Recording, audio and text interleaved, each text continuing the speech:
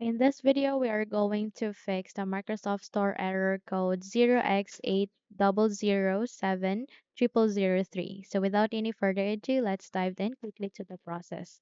So first of all, I want you to copy the command that I have given at the YouTube description. Please copy these commands, and once you have copied it, you need to navigate at the search box here and type for CMD. Once you have typed that, please wait until you can see a best match, which is the command prompt, and you need to run this one as an administrator. So please proceed to the right side and run it as an administrator.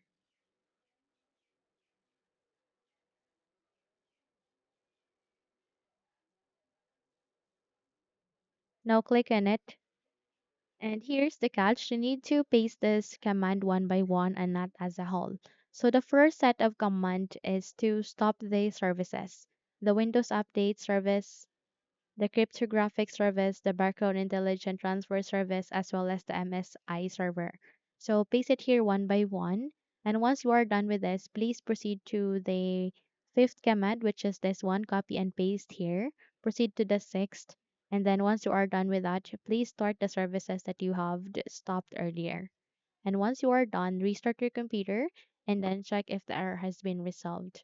However, if not, then I want you to clear the Microsoft Store cache. Press Windows key and R key together, and in this small window, please type for wsreset.exe and click on the OK button. So from here, okay, you need to wait until this procedure would be finished. And once you are done with this, I want you to check if the error has been resolved, okay?